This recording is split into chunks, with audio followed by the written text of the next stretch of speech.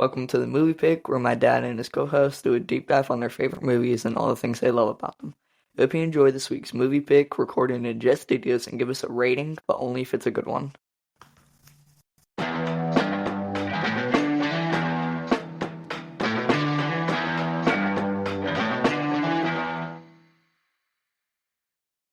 In their hands, a deck of cards was the only thing more dangerous than a gun. You have to love like a 1994 tagline for a movie. I had no idea that was the tagline. Most don't. Like I've switched to doing taglines instead of like quotes from the movie, and it's been really interesting to see what the taglines are. But welcome into the Movie Pick. Today we're talking about Maverick, not Top Gun Maverick. I have to say 1994. Yes, that's what I mean. The 1994 Top Gun Maverick. Welcome in, Beaver. This is how many movies for you? At least 6. Yeah, you're getting there. It's got to be that. Yeah. It's got to be somewhere in that ballpark. Wily veteran. Yeah. Yeah, and I guess I should say I'm Dave. I realize, like, when I go back every once in a while, I list of these, I'm like, I never say my name. Who is that? Yeah. It doesn't matter. Who is that good-looking sounding guy? Yeah. I feel like if somebody saw me, it'd probably be more like the Wayne's World 2 thing. This was an interesting pick. Okay. We went back and forth between a few. This was your pick. It was. So this is your movie pick. Yeah.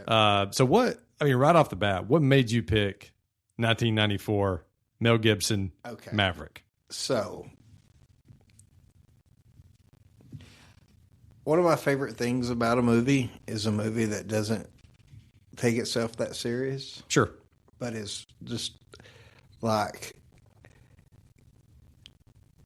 it just builds like through the whole. It was entertaining the whole time, and it just kept delivering on all the lines, and all the different things, all the scenarios.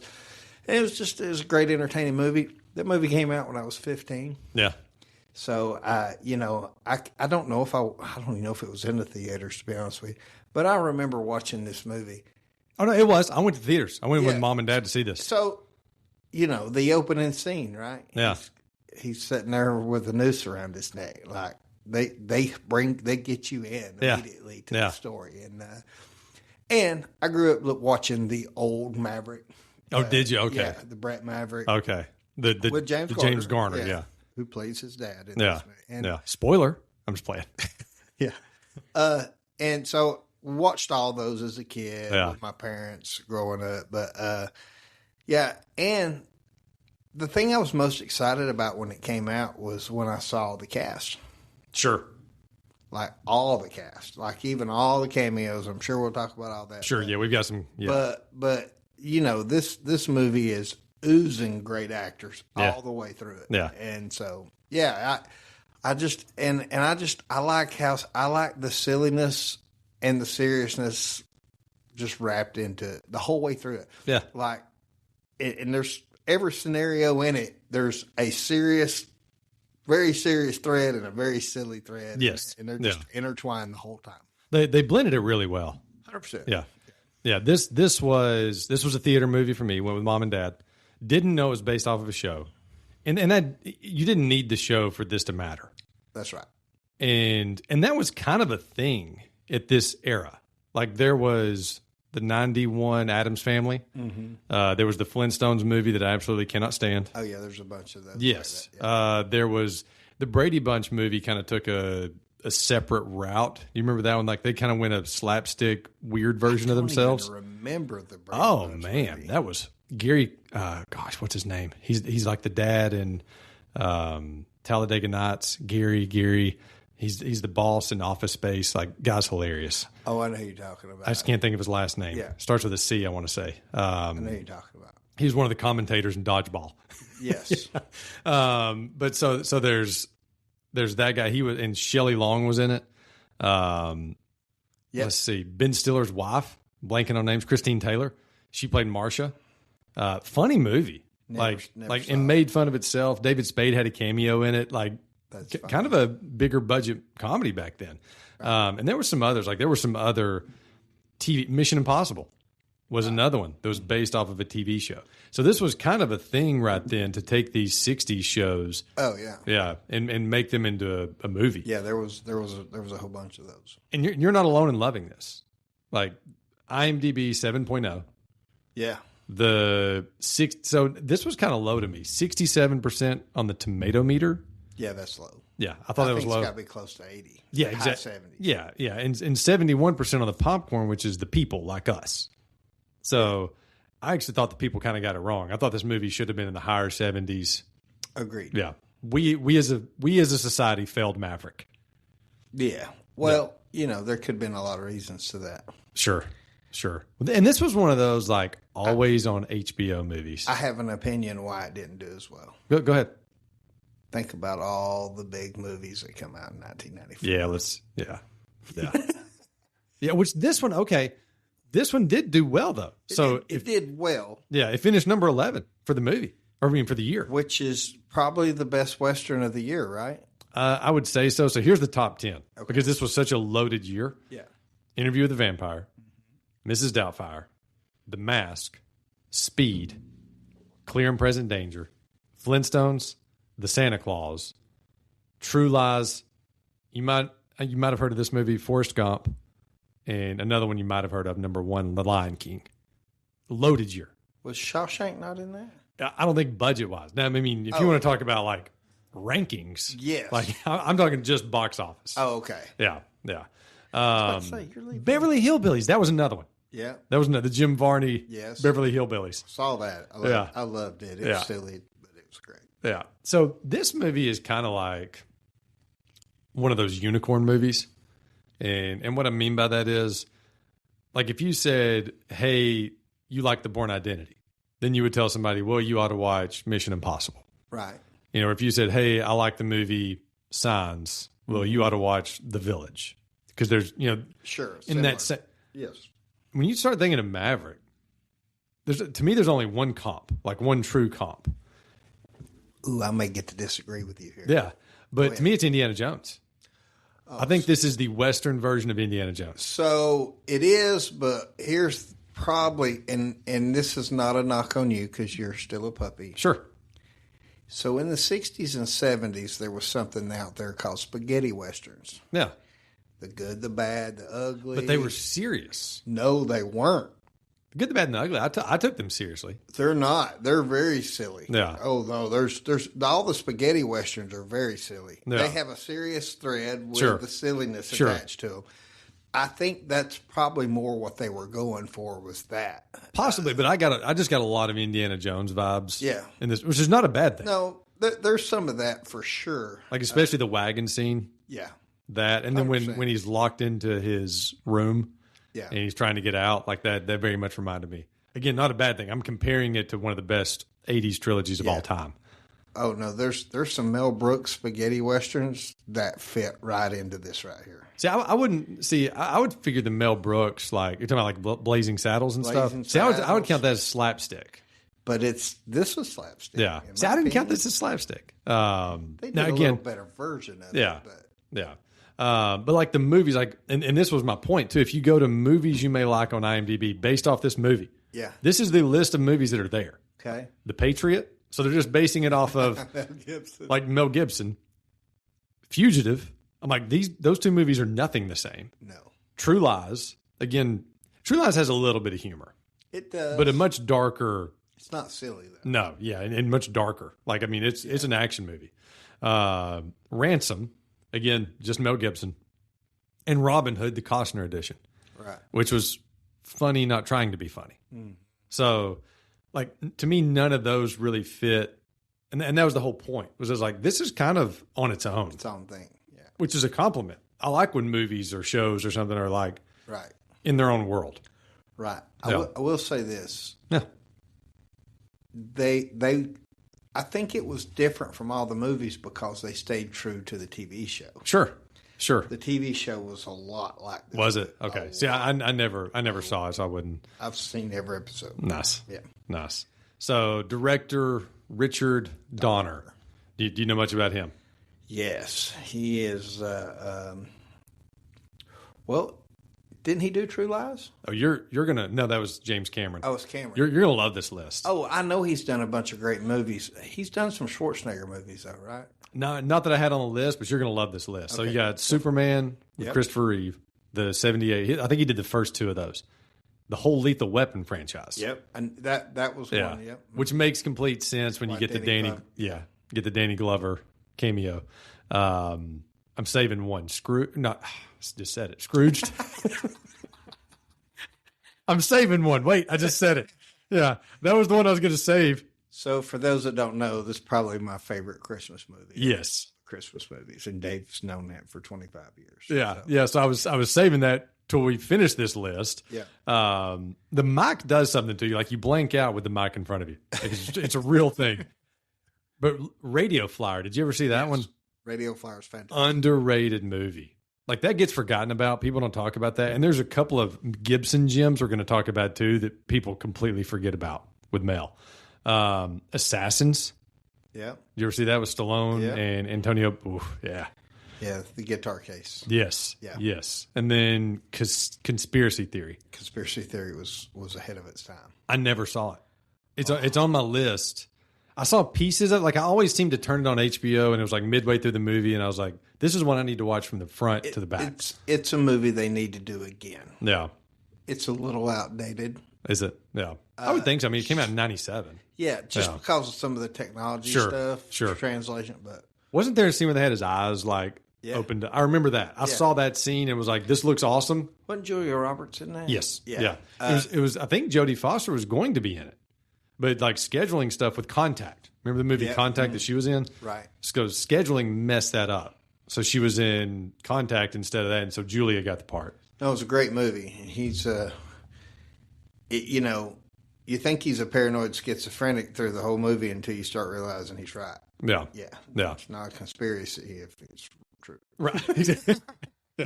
True theory. Yeah. All right. So, Melanie Gibson. Where do you even start? That's not his name. It's not his name. It's probably Melvin or there's no telling. Could be Melbourne. Could be. He's from Australia. Yeah, could be. But Mel Gibson. Oh my gosh. Like we're not going to do spoiler alert for the end of the episode. Mel Gibson is our Mount Rushmore. We're not going to do that yet, but man, there's some good movies here. Yeah, I don't know. I mean, you can't leave The Patriot out. You can't leave, Braveheart. You the Lethal Weapon franchise. All the Lethal Weapons. The Mad Maxes. Yeah. And funny enough, like one of my funny movies, I'm going to butcher the title, but it's the one where you can hear all the women think. What Women Want. What Women Want. Still haven't seen that one either. If it's on, I watch it. I've seen it. Yeah. Dozens. I need to watch it. I like just about everything I've seen him in. It's hilarious. Yeah. Yeah, it's funny. Yeah. Did you ever see Daddy's Home too? Yes. He again, so good. And he's really good at blending that humor. Yeah. And because Lethal Weapon, he was hilarious in the Lethal Weapon movies. Right. They were trying to be, but it was trying to do like this crazed thing. And then he went on that kind of run where he was doing these movies where he was like the only star in the movie.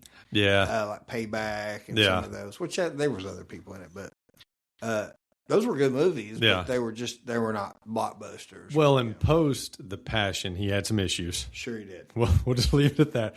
There were some issues. And so then, the career really tanked until Daddy's Home. Yeah. Like it was really like in the crapper. Yeah. If we're just being honest. And thankfully has made the last 10 years made a really good comeback and found a good spot.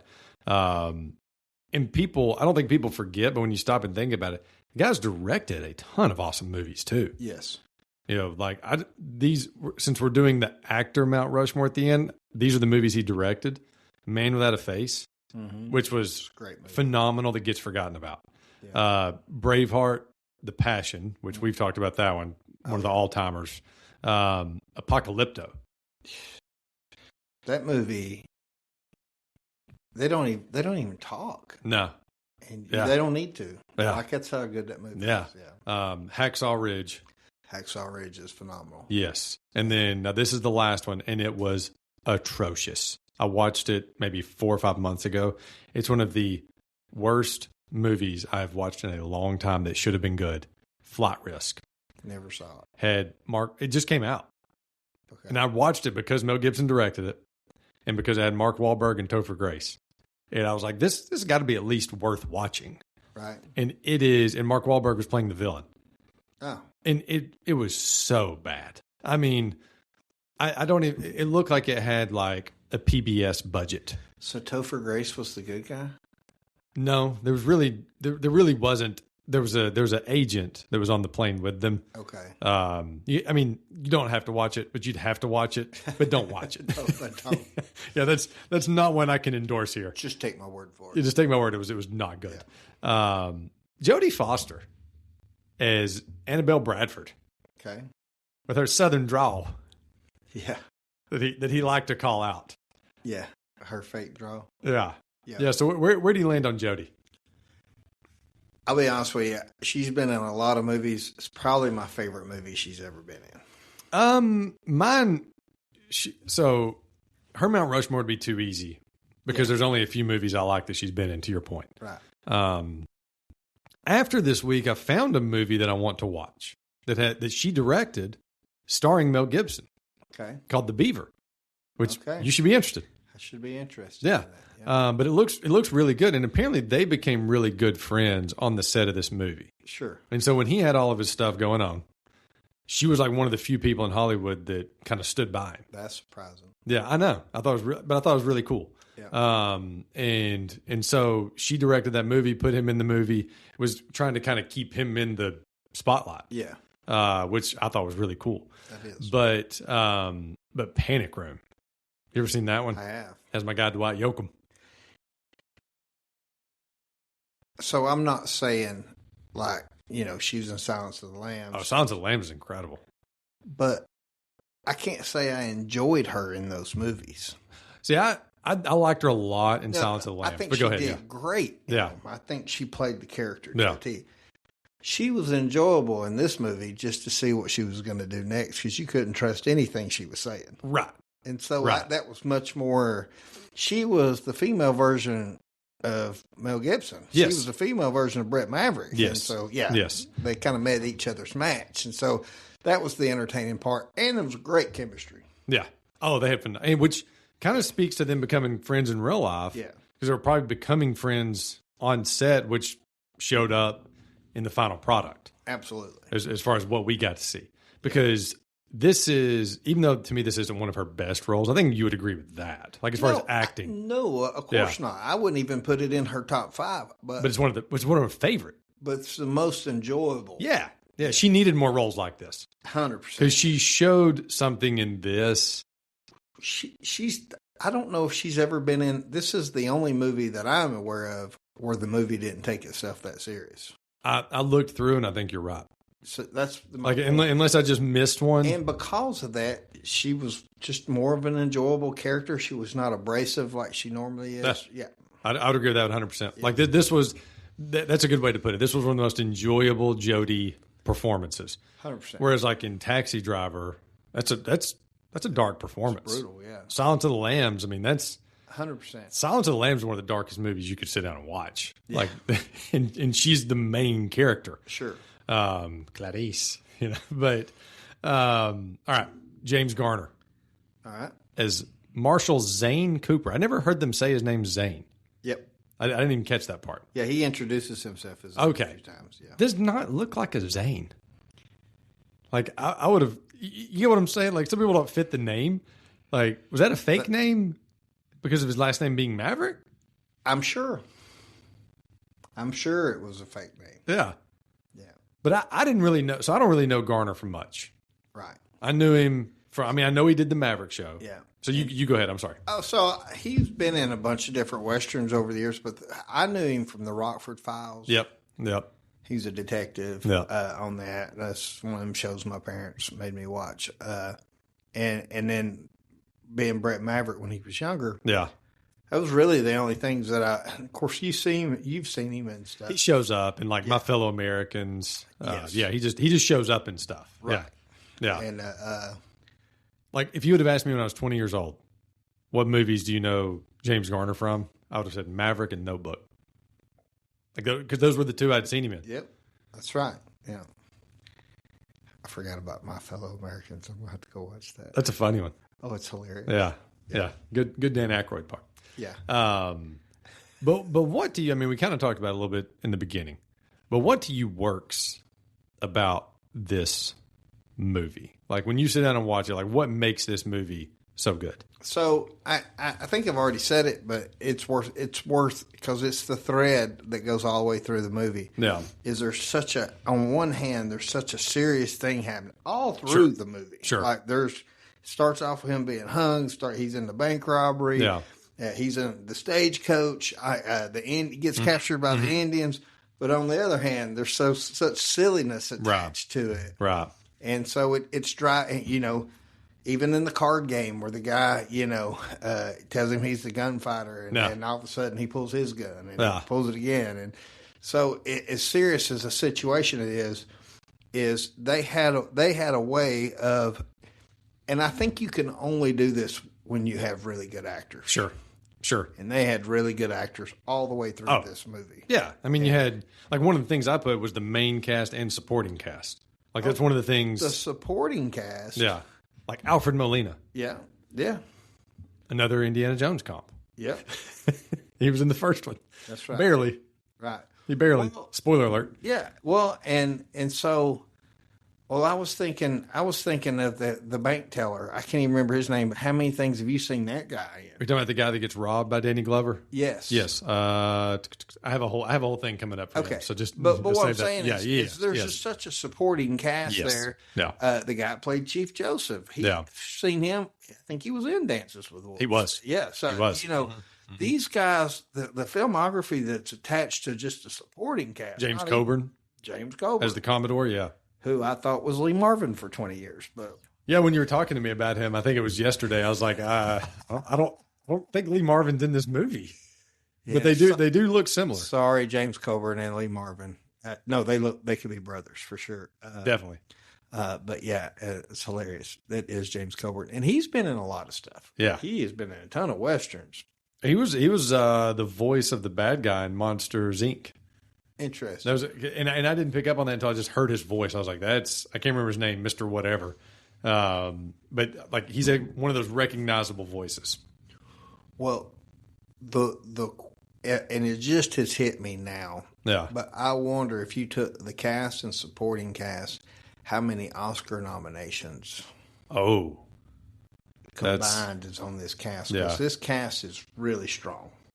Well, I know. Really I think Mel won a couple for directing. Yeah, not just for acting. Yeah, I think Jodie's won one for sure. But she's got to have one somewhere, surely. But or Emmys, with James Garner and but like just even with supporting cast, I might look that up later, but just for curiosity. Yeah. But to go back to the point, when you have such good actors and a supporting cast and a great director. Mm-hmm. Mm-hmm.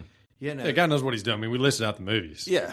So and knows how to work with Mel. This was like their third or fourth movie at this point together. That's right. So I think the things that so what works is you have this basis for the character from the TV show, so they can put him in any kind of situation. Yeah. And so just like in this movie, Brett Maverick was always pulling the horseshoe out of his pocket. Sure. Always. Yeah. So that's the way it was in the TV show, and that's the way it was in this movie. So, and you see that throughout the movie, and it's like this dumb luck that finds him all, and being a charmed life or whatever, however you want to put it. Right. But the point is so you have all the way through this movie, it's driving to one thing. Sure. The card game. So easy plot. Yeah. I had that listed out. Like sometimes we overcomplicate movies with these crazy plots. Like there was one of the Pirates movies. Yeah. Where I couldn't even keep up with it anymore. Yeah. Because like this person double crossed this person double crossed, and I'm like, I don't even know who is with who. Right. The Cobra Kai it. Where you're just like, I don't even know what is going on anymore. This movie was simple. He wants to get enough money to get in the game. That's right. Now they pulled some fast ones at the end. Yeah. With some of the double cross stuff and some of the, tomfoolery that was going on. Mm-hmm. But other than the last 10 minutes, this movie was very straightforward, easy plot to follow. We're just going to put good actors being good in the movie. Yep. Because not everybody can pull off all the scenes that are in this movie. And put them in funny situations. Yes. Yep. Yeah. That's what they did. Let good actors be good. Like, sometimes that's what you have to do. It's a good philosophy. Yeah. Poker works in this movie. Absolutely. Because, I mean, I list out here's just a few movies. And tell me that it doesn't work 10 times out of 9. Listen to this. Ocean's 11. Mm-hmm. Poker works. Rounders. Yep. Casino Royale. Yep. Tombstone. Like, one of my favorite scenes is the Billy Bob Thornton. 100%. What's he griping about? If I brought my sister's kids or something. One of the best Billy Bob roles. 100%. And I think when we finally do Tombstone, I think there's like 50 people that want in on that one. So maybe like everybody just sending their 5-minute voicemail thinking what they think about. Get in line, everybody else. It's a long line. But poker, for whatever reason, is fun to watch in a movie. Yes. So, and I've never been good at it, but it's still fun to watch. So you're talking to somebody that's played a lot of cards and a lot of poker, and I am no high stakes gambler by no means, but grew up playing cards with my aunts and uncles. Yeah. My mom's got 10 brothers and sisters, so even to this day, all the ones that are still alive, when they come in town, we play nickel, dime, quarter poker. Yeah, nice. And the thing about poker and is the romance attached to it is you don't have to be good at poker. You just have to get good cards. Yeah. And anybody can be good at poker if they got good cards. And not have a tail, not twirl your hair. Yeah, right. Yeah. Like, I mean, you do have to have some of those things. Sure, yeah. Or hold your breath. Yep. Did I hold my breath? Like, I love that. How she's asking everyone, did I hold my breath? So I will say this, and this is hilarious for any of you that watch World Series of Poker. My wife's grandmother, who is touching 90 years old. Yeah. If you watch it, she's the 90-year-old woman out there playing. She Nice. travels all over the country. Nice. And she has won. She took Phil Ivey down, who is the one of the main guys. And even on the TV show, he's like, "You're not supposed to do that." And she's That's like, funny. "I don't know what I'm doing." While she's raking all the chips in, you know. That's funny. And poker is one of those games where, like, if you try to play it without money, like, let's just call it what it is. Yeah, It's like there's no game here. that's right. Like, there has to be stakes because part of it is the bluffing and part of it is like it's every other game you can play for personal pride. That's the one game where, like you said, it can be the nickel, dime, quarter. Right. But you have to have something in there just to make it interesting. Yeah, and it's something that you can cheat at Or play for candy, something. You got to have something. and it's definitely something you can cheat at, and you know It's encouraged. well. It's according to who you play with, I guess. But it's that thing, you know, my dad has never been interested in any of that. Yeah. I took my dad, I'll tell you this quick story. I took him when he got out of the hospital after he had his brain surgery. I told him, I said, I'll take you for a weekend to Gatlinburg. So on our way, we went through Cherokee, and I was like, do you want to go to the casino? Yeah. And he's like, well, I really don't know. And Yeah. I said, well, we'll go in for a few minutes. If you don't want to stay, we'll go on or whatever. We were in there 10 minutes on the video poker thing. I look over and he is snoring. He is out. Yeah. He is completely out. And I was like, hey, man, do you just want to go? Yeah, I'm just not interested. I said, well, let me cash out. And he's like, what? Cash out? So when he heard that, he was in. I was like, well, I'm up $125. He's like, maybe we ought to stay. And I was like, maybe we let this pay for a nice steak dinner tonight. That's funny. And that's what we did. And That's funny. you know, I could definitely see your dad saying, hey, let's stay. yeah. Well, no. And so what my point is so I think poker is one or two ways that people see it. Are not interested at all, really interested in it. Sure. Yeah. Well, and like, so one thing with this movie, I'm usually not a fan of, you talked about this scene, you referenced it, when they show you a middle part of the movie at the very beginning. Yes. And then it goes back 3 days or whatever. Right. Like, I usually don't like it. I don't either. But it works in this movie. It does. I think because, again, like you said, the movie doesn't take itself that serious. Mm-hmm. And I love the intro scene. Like, they kind of set the tone from the get-go when he comes riding in on the donkey. It's like the actual intro to his story. I was going to ask you this. So You know, so the opening scene, he's like, bet you're wondering how I got here, right? Yeah, yeah. Is there any movie that you saw before that movie that had an opening scene like that? We've seen a lot since then. Yeah. I mean, sure. like, it has the middle scene. Well, yes. Yeah. Or the end, even the end of the movie. Right. It's like, I bet you're wondering how I got in this position. I know they're probably out there. I can't remember any. I'll have to look that up. I can't. I was thinking about that on the way over here. I said, I can't remember. I'm sure they're out there. I'm sure that wasn't original to them. But we saw a lot more of that after. Yeah. Yeah, I mean, it worked. It worked really well. Worked. Yeah. Great soundtrack. Like, I literally looked up the country artists that were on the soundtrack just to see, like, if you went out and bought this CD in '94. Yeah. Which soundtracks were a thing back then. Mm-hmm. Like, I remember I had especially in 1994. Yes. There was a lot of great soundtracks. Oh, I had a ton of soundtracks. I had the Pulp Fiction soundtrack. I had just about any Jim Carrey movie soundtrack. Like, I had Forrest Gump had a great soundtrack. Tommy Boy had a great soundtrack. Oh, Forrest Gump was phenomenal. It was a double disc. Yeah. Like, phenomenal soundtrack. Right. But this one had Clint Black, who wrote a #1 song for this. Yeah. And so, did I tell you about how he did that? So, he was hired by the movie company to write a song and knew nothing about poker. Oh, wow. So, he called a casino, I think in Vegas, and asked to speak to a dealer. Yeah. And he was on the phone with the dealer for, I don't know the exact time. It was quite a while, over an hour, a couple hours, whatever. Yeah. He was writing notes. He was asking about how things play out and everything.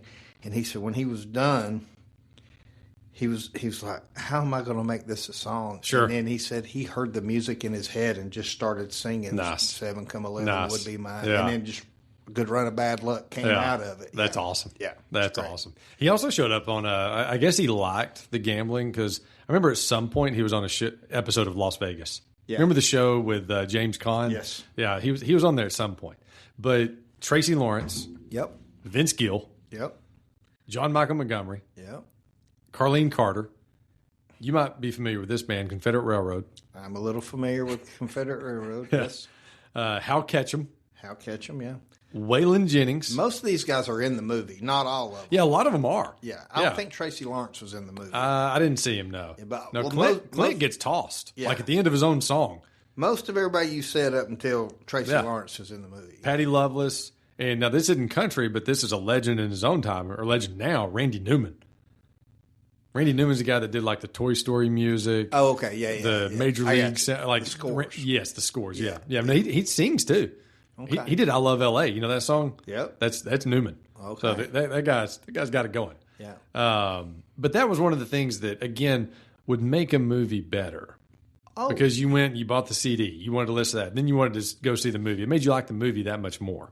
100%. Because I remember the Pulp Fiction soundtrack led to my love of Pulp Fiction, even like made it even bigger. Yeah. Because it had dialogue in it. I just remember being so shocked that Waylon Jennings and Kathy Mattea were husband and wife and they got caught cheating. Yes. And that was a good one. And then Uncle Jesse, Denver Pyle, he gets caught. Yeah. And the cameos were great all the way through that movie. It was fantastic. But so can I ask you a question before we go into anything? Yeah, we're about to start the competition, so you go ahead.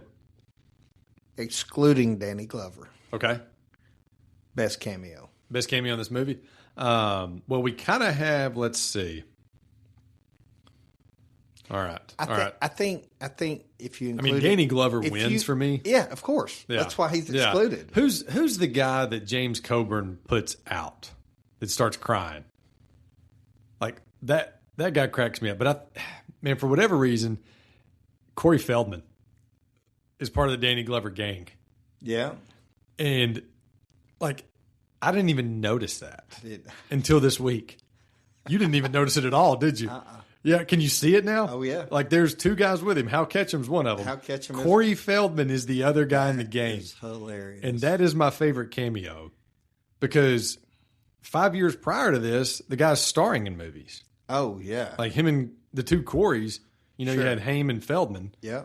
And so... That's interesting. Yes. So Corey Feldman, I don't think... He may have one line. That's interesting. Yeah. So Corey Feldman is my favorite cameo. Now, as far as country singer, I love the Clint Black part. Yeah, Clint because Black's great. They toss him over, says he can't swim. Yeah. It's got to be both for me. It's got to be Waylon Jennings. Sure. Who's fair. Yeah. It's very fair.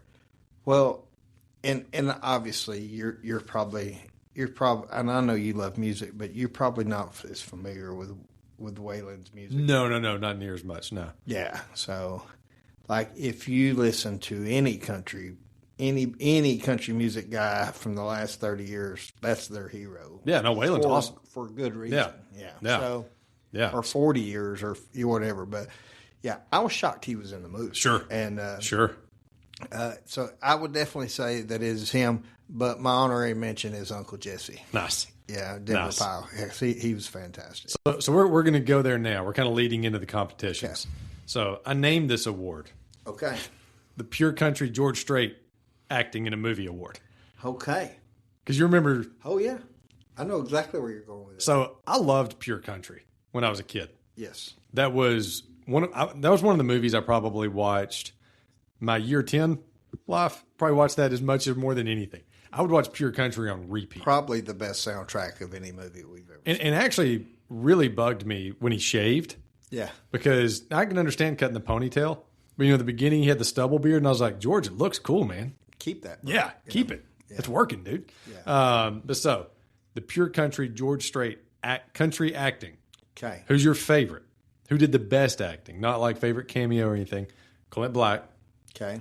We got Waylon Jennings. Okay. We got Hal Ketchum. We've got Kathy Mattea. Okay. Those are the four. Now, if you want to add some more to that, there were other people. There was. They were just the ones I thought kind of gave a little bit more of a part. No, I agree with that. Reba's in there too. Yes, Reba. I'm sorry. I had Reba listed. Yeah. You're welcome. Yeah. I'm kidding. Yeah. Yeah. So I will say this. So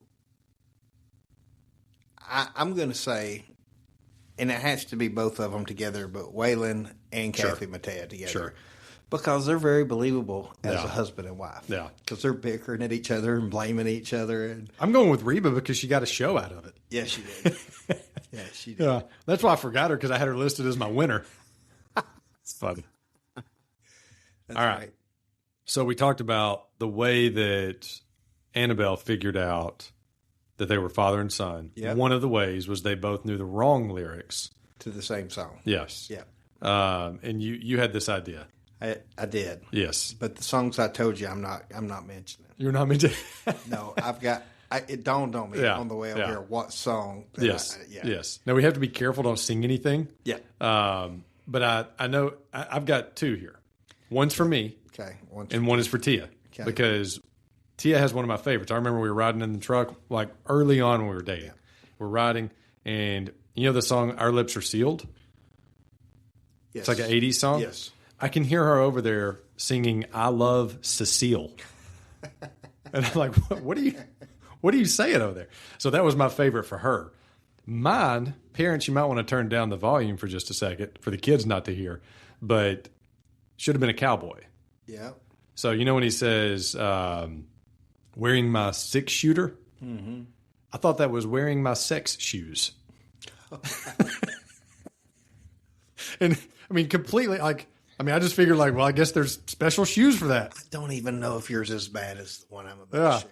But that's what I always like. And it wasn't until I saw it like either in the book or something. This was like in adult life when I realized it was, it's 6-shooter. This, all right, well, go ahead. What I'm about to share is adult life. Yeah. But I have to preface with what I'm about to say. I love Jesus with all my heart. I've been a minister for 20 plus years, but I wasn't always a saved man, and I was a drug addict and a hoodlum. Yeah. And a gambler. And and a gambler and all those things. But so there's a genre of music called acid rock. Okay. And I used to do a lot of acid. And so Steve Miller Band is part of. Yeah. So, you know, the song Big Old Jet Airliner. Yeah. Yeah. Good song. That is not the words that I sang for 20 years. Don't cuss. No. I thought it was Big Old Jet and a Rhino. Oh, that's funny. And that's funny. And what's funny is if you're a doper and you're seeing things, yeah, and you're hallucinating, and that's funny. Might be a big old jet sure, rhino. Sure, that's hilarious. That's great. That's great. All right, favorite old Pappy saying. So I have them listed out. So you don't have to remember them. You don't have to remember them. Yep. He who fights and runs away can run away another day. Yep. He said that one at the poker game, which great scene. Oh yeah. Like, I love that scene. I love this one. Never sneeze when you're hiding. Never smile when you lie. And never under any circumstances, never take money from women who've lost a dog in a wedding dress or a burned out wagon. So it reminded me of my dad. My dad says that. He's like the old saying goes, we drove down the road. I'm like, that's not a saying. Like, my dad says everything is an old saying. All right. Number 3. There's no more deeply moving religious experience than cheating on a cheater. Yeah, that's my yeah. Or 4, don't ever put your eggs in one basket, which both of those happen like in one scene. Yeah. My favorite is just a clip of the second one, which has to be never sneeze when you're hiding. Yeah. Like, that is great. Yeah. But go ahead. Which one's your favorite out of those? Cheating a cheater. Yeah. 100%. It was good. I had that wrote down. Yeah. It was good. So do you have favorite quotes? So, no, go ahead. If you've got some favorite quotes, go ahead. I just got the one. Yeah, those were my, that was my quotes section, if you will. Okay. Yeah. So what's your favorite quote from the movie? My favorite quote is when he's been captured, wink, wink, by Chief Joseph. Yes. Great scene. And he is going to collect his money. Yeah. He grabs some money and starts counting it. And he's like, man, you don't trust me? And he's like, man, lately, man, all my friends I trust the most have betrayed me. And Chief Joseph says, what are friends for? That guy was great. He's so great. He was so good in that scene. Like, he was only in the movie for like 7 minutes. Yeah. But it was a great 7 minutes. I think he was also in the...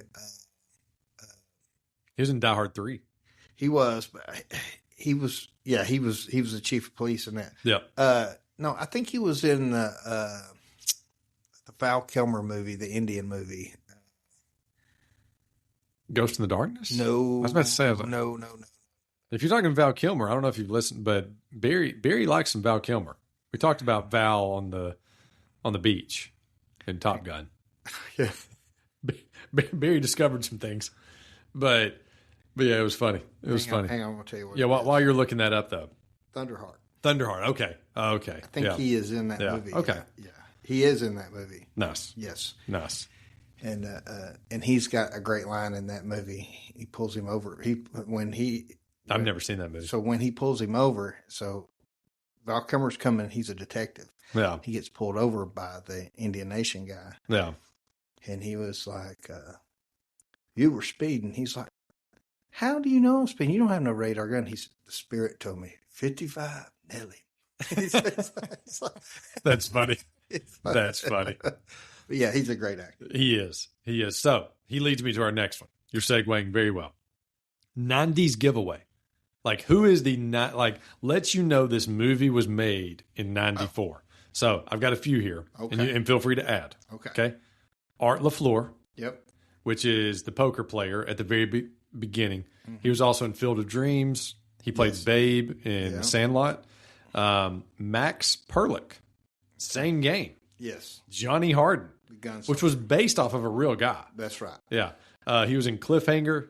He was in Ferris. He was in, I mean, his face just showed up in tons of movies in that era. Yeah. Yeah.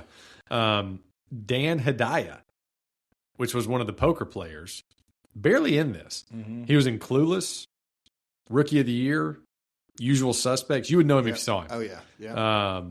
Graham Greene as Joseph. Yep. He was, like you said, Dances with Wolves, Die Hard 3. Just showed up a ton back then. Yep. Jeffrey Lewis, that was your guy, as the guy that gets robbed by Danny Glover. Yes. He was in Man Without a Face, Lawnmower Man. Apple Dumpling Gang. Double Impact. With the Van Dams. Van Dams, yeah. Or just one Van Dam, but playing two. Yeah. But so those guys, which one of those, when you see them, are you like, man, this is a 90s movie? Can I add one more? Of course. Reba. Yeah. You know, Reba's hair has got Sure. It's got 90s written all sure. over it. It's supposed to be set in 1875, but yeah, it looks Yes. like 90s. Yeah. Yes.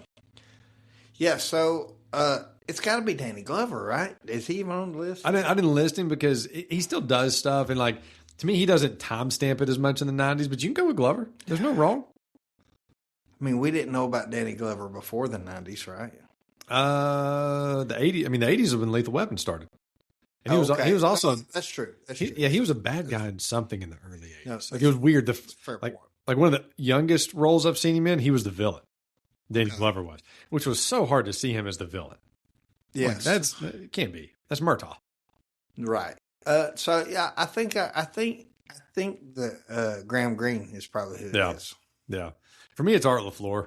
Yeah, Like, because I mean, he was also in Man of the House, the JTT Chevy Chase movie. Like, that guy would just seem like he was everywhere in the 90s, and then you didn't see him afterwards. right. And I'm pretty sure he was also on Northern Exposure. Could have been.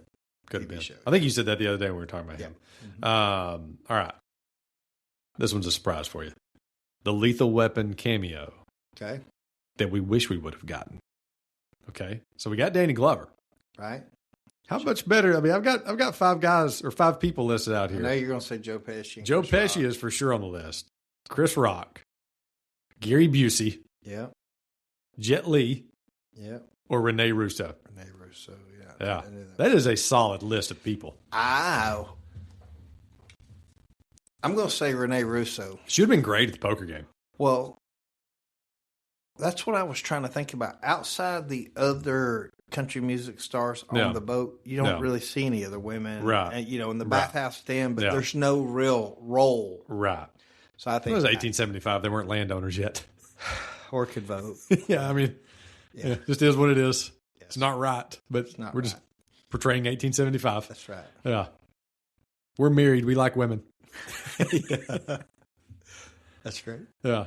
But yeah, I don't know. I think if you could have thrown Joe Pesci's Lethal Weapon character in this movie, that would have been phenomenal. Made him a bank robber. Yes, Yeah, just that'd be phenomenal. Okay. I mean, just like, like I mean, I just could have heard it. You could see him being the cookie on the wagon train. That's what I mean. Yeah. That's what I mean. Like, just a great, would have been great to have him in there. That's great. That's actually great.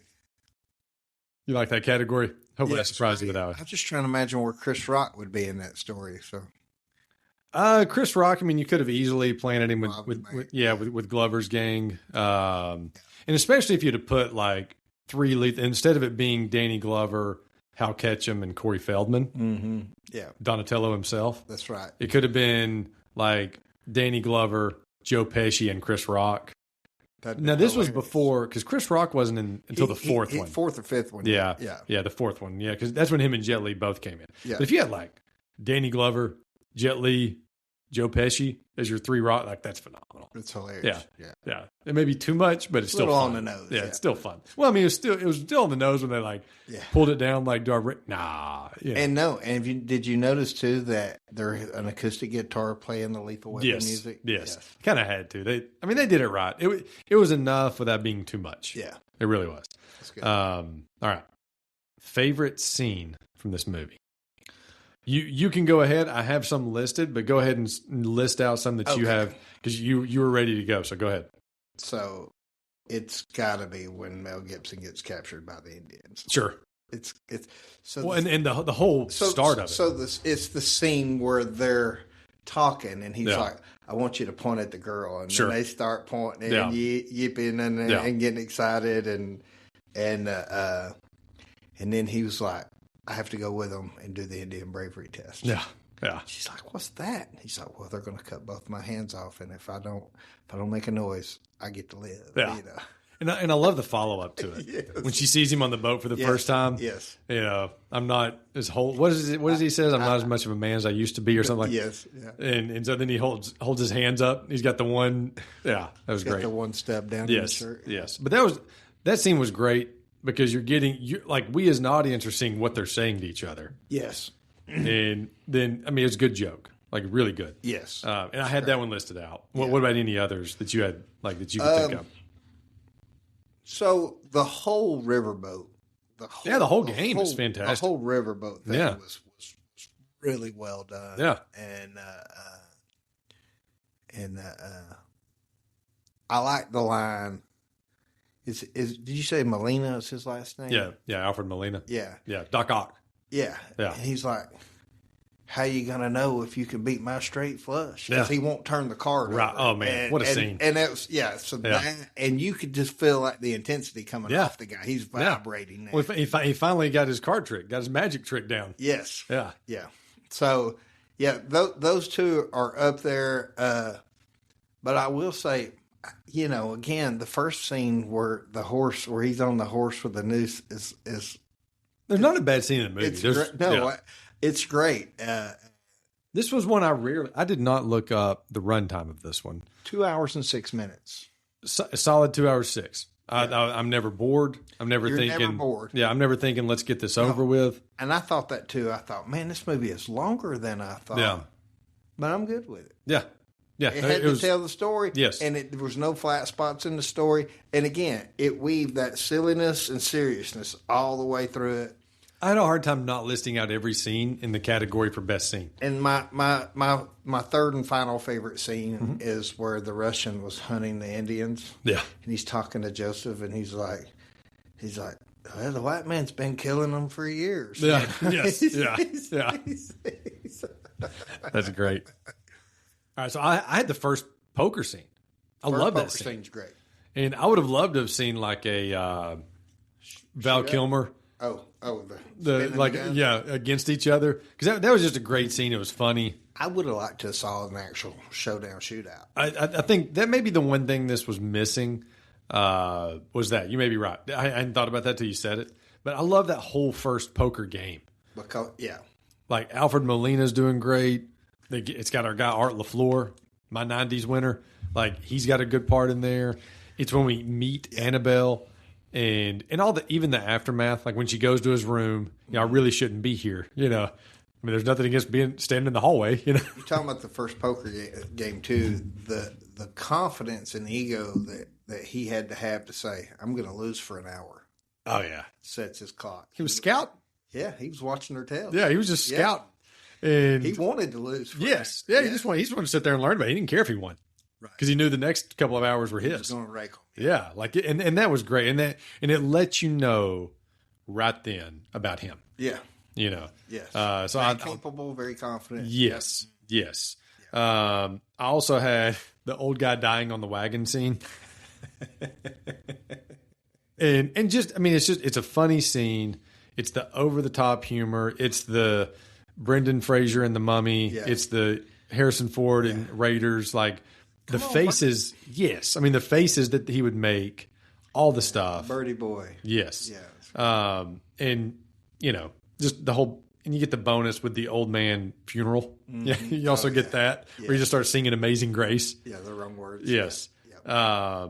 I love when they attack the drunk campfire scene. Yes. And mainly, like you were talking about the chemistry. Right.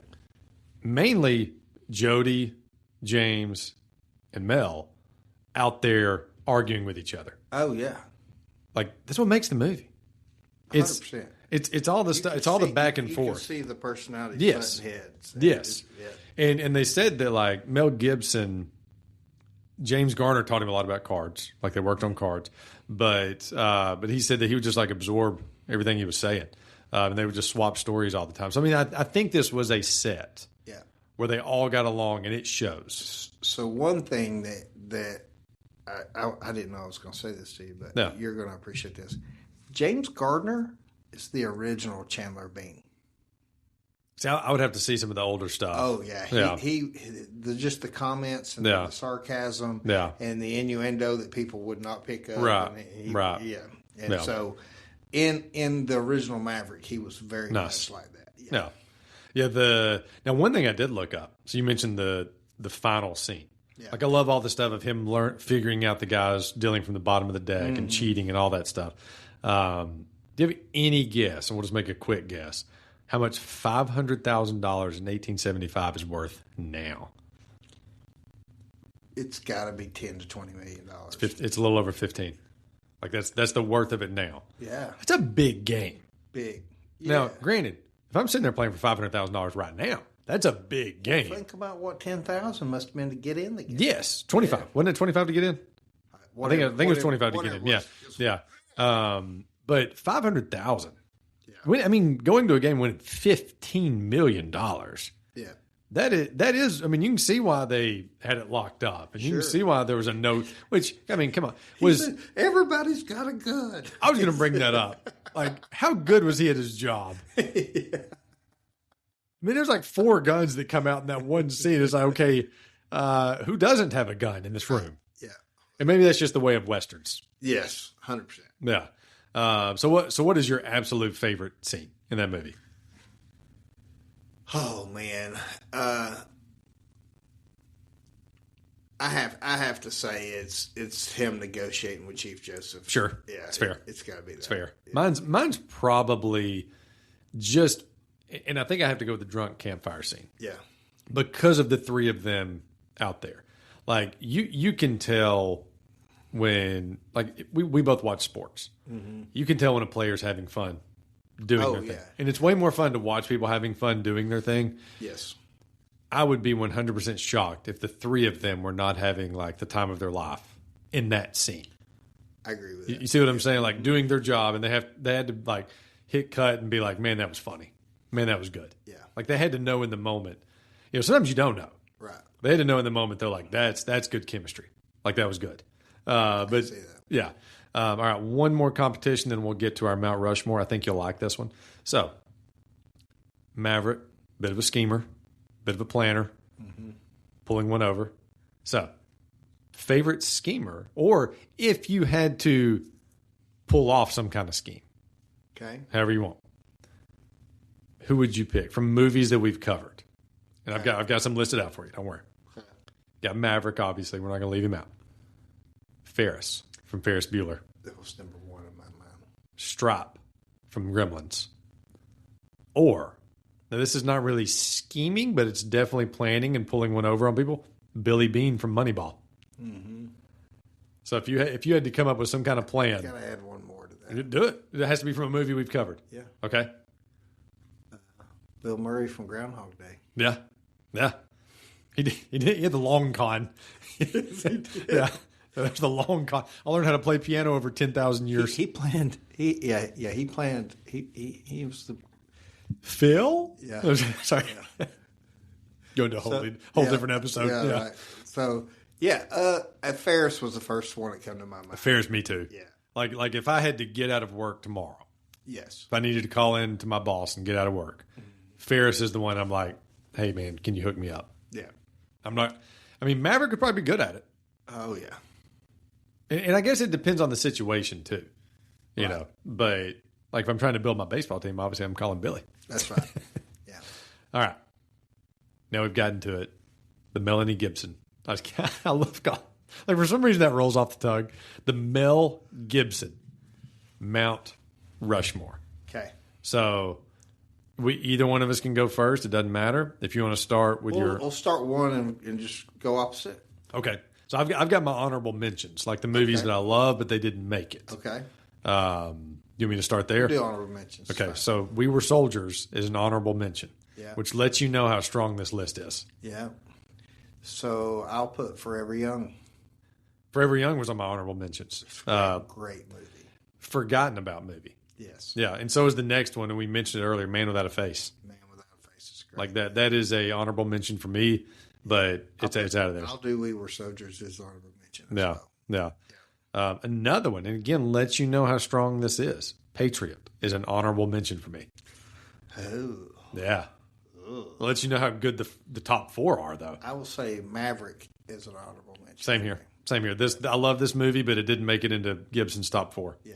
And I did not include directing movies. Okay. Otherwise, The Passion would have been the first one. Sure. Yeah. Daddy's Home 2 was not just. He's so funny in it, and I like what it did for his career. Yeah. Like it's kind of the both, if that makes sense. I got you. But all right, you got any other honorables? Yeah, Mad Max. Yeah. I was a little too late to those. Like I saw them too late. And by the time I saw them, they were a little dated. Dated, yeah. So I remember being 4 or 5 years old. Right. And they were... That's because they came out in 79. I think the first one started in 79. Yeah. I was -4. So you know what I'm saying? Like I saw it by the time I was old enough for my parents to let me. I mean, I saw Jaws and loved it, but I saw it earlier than I saw Mad Max. And I've said many times, my aunt had a video store. So, right. Yeah. So is that all your honorables? Yeah, I think so. Yeah. What's your top 4? So it's got to be. I mean, I know we have at least 2 of the same ones.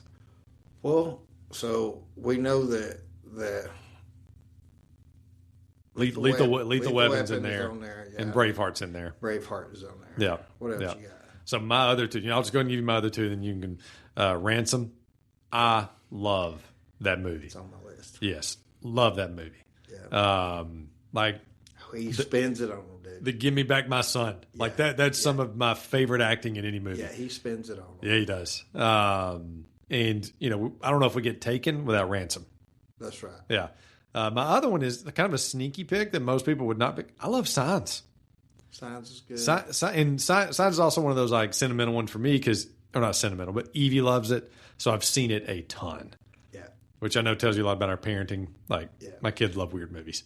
But those are my 4. So Lethal Weapon, Braveheart, Ransom, and Signs. Okay. So you've got Lethal Weapon, Braveheart. You mentioned What Women Want earlier. Yeah, but it's not on my. Yeah. It's honorable mention for sure. So Chicken Run? I'm just kidding. I'm playing. I think The Patriot and Braveheart. And I said Lethal Weapon. What was the other one? Did I say it? Yeah, Lethal Weapon and Braveheart you said are in for sure. Okay. Yeah. So and Ransom, probably Ransom. Yeah, Ransom's so good. Yeah, so that's your 3. Are you throwing Patriot in there too? Yes. I can understand that. I was trying to go for, not all the time, but I was trying to go for a little diversity of career here. Yeah. So I was going for. I'll tell you the thing about The Patriot that you got to remember when that movie come out. We had never seen a war movie where we saw a mini ball bounce across the field and wipe somebody's leg off of it. Oh, it was. It was groundbreaking. Like it really was. Yeah, it really was. Great Heath Ledger part. Yeah. Like it was awesome. I mean, this guy. Yeah. It's ridiculous. It'd be like doing the Tom Hanks. Oh yeah. Or like the Denzel. I mean, like it's like what, and I could do this same list 3 months from now and it'd be a different 4. Right. I can see that. I know that Lethal Weapon and Braveheart are not going anywhere. Yeah. Like those are in there. Right. But, Ransom and Signs, that may change. I may be like, you know what? The Patriot does need to be in there. Or, you know what? We Were Soldiers needs to be in there. We Were Soldiers. It's incredible. Yeah. I mean, the guys, as far as war movies, yes. I think when you add up Braveheart, like he is for war movies what Costner is for sports movies. Oh, yeah. And I'll say this, too. Like, you and Tia definitely need to do a date night and watch What Women Want. You will laugh. I need to watch it. It's so funny. Is it Helen Hunt? Isn't she in it? She's in it, but Bette Midler's part in her is hilarious. Nice. Yeah, she's a shrink. And, and like, he's repeating her thoughts back to her, and she's just flipping out. That's funny. It's great. I always forget about that. Like, I remember seeing it at Blockbuster, like the poster and everything. I just never picked it up. Yeah. Yeah. I mean, I was 19 when it came out, so I wasn't, That wasn't on your list. No, it wasn't. It didn't make the list. Didn't make the list. I mean, most Mel Gibson movies did. Sure. And I love a good rom-com. Like, we've done, what have we done on here? What's My Best Friend's Wedding? Yeah. We've done that. We've done Clueless. I'm not anti-rom-com. It's got to be at least in the top 10 of rom-coms for me. Like, really. It's got to be. Yeah. It's great. Yeah. It's one of those, if it's on, I watch it. Right. There's so much you forget, and there's so much wittiness in the funny parts. Well, and that's what, going back to this, that's what was so great about it. Mm-hmm. Like, again, their banter, everything. Oh, yeah. Yeah. Well, any other closing Maverick thoughts? I mean, great Western. The 90s was kind of a weak time for Westerns. Like, if you go back and look, they're like, the highs were high, but there weren't that many highs. Like, it was, you had like Maverick, you had Open Range was 04. You had Wide Earp, you had Tombstone. Yeah, there was very Unforgiven. Yeah. So when we was talking about that, I looked up the 90s Westerns. Yeah. You usually don't want to do a Mount Rushmore when there's only 5 or 6 people. That's what I mean. Yeah. Like, this was kind of a weak time for Westerns. So this hit at a good time. Yeah. Because Westerns have always been something people have loved. Yeah. I will say this. Oftentimes on competitions I'll do like best hairdo or something like that. Yeah. And there was probably not enough to do that, but I have to give props to Mel Gibson's sideburns in this movie. So, okay, I had this, and we'll close with this. Who looks the part the best? And I accidentally skipped over this. So, Alfred from Molina as Angel. He looked the part. He does, yeah, for sure. Mel Gibson as Maverick. James Garner as Cooper. Like, he looked the part. James Coburn as the Commodore. Yeah. 100%. Or Old Man Wagon Driver as Old Man Wagon Driver. Stagecoach. Yeah, Stagecoach, yeah. It has to be Brett Maverick for me. I mean, they all just, that Jodie Foster looked the part. Like, this movie pulled off. They did. Like, all of them looking like they would have been in 1875. Maybe a little more glamorous. The cameos. Yeah. They yes. all did. Well, and then there were apparently the joke about, his shirt and keeping it clean was Mel Gibson, when he was a kid watching the show, he said, I always wondered how he kept his shirt clean because he's out in this dirty West and he always looks like pristine. He's like, so that was kind of a joke making fun of the show as far as keeping his. That's interesting. Yeah, I know. I thought that was too. Well, perfect. Well, Beef, thank you for sitting in. Good pick. My pleasure. Dude. Yeah, this was a ton of fun. Great pick. Again, thank you for listening. Hit the like, hit the subscribe. Have fun with it. Don't forget to hit that like and subscribe button to bump us up in the algorithms. You can send my dad any suggestions of movies you'd like for him to cover at themoviepick@aol.com. Thank you for listening.